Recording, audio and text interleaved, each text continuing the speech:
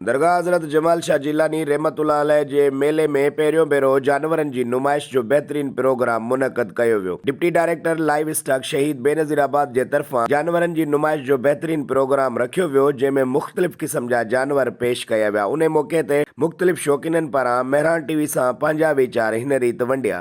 अदा ई जमाल शाह ते असांखे हुकुम थिया आला ऑफिसरनि जा प्लस मेला कमेटी वारनि जा त असांखे जानवरनि जी निमाइश कराए ॾियो।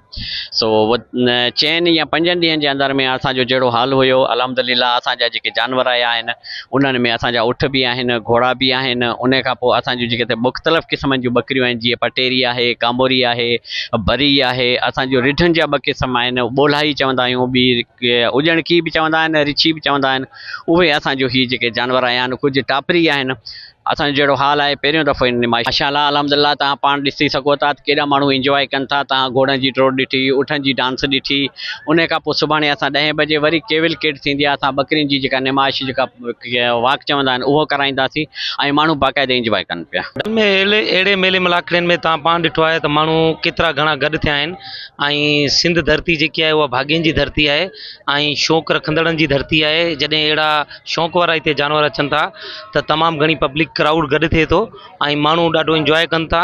ऐं असांजो जेको livestock department government of Sindh जो हिते मेलनि में अचण जो फोकस इहो आहे त असां माण्हुनि खे अवेयरनेस ॾियूं त उहे पंहिंजे जानवरनि खे कीअं सेहतमंद बणाइनि।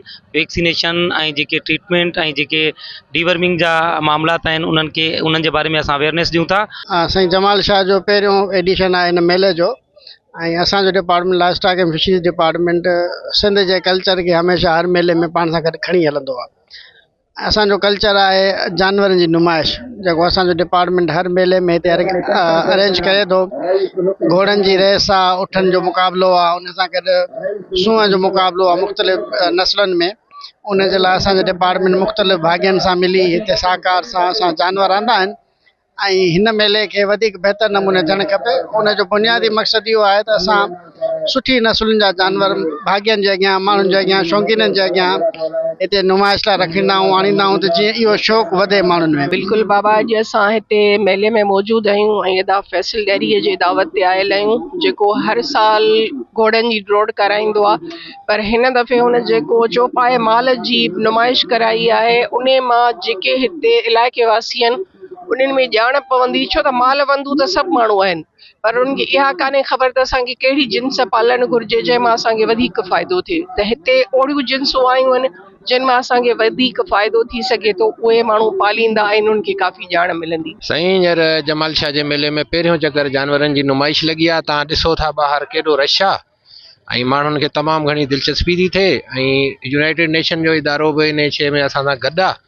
उन्हनि जो इहो ई चवणु आहे त माण्हुनि खे शौक़ु वधंदो त घर घर में सुठी नस्ल जा जानवर पैदा थींदा, जंहिंसां रोज़गार बि वधंदो ऐं इलाइक़े जो नालो बि मशहूरु थींदो ऐं अलाह कंदो त इन जा ॾाढा मस्बत असरात माशरे ते मुरतब थींदा। कैमरामैन ज़ाहिद अली सां गॾु सदाम बलोच, मेहरान टीवी न्यूज़, जमाल शाह।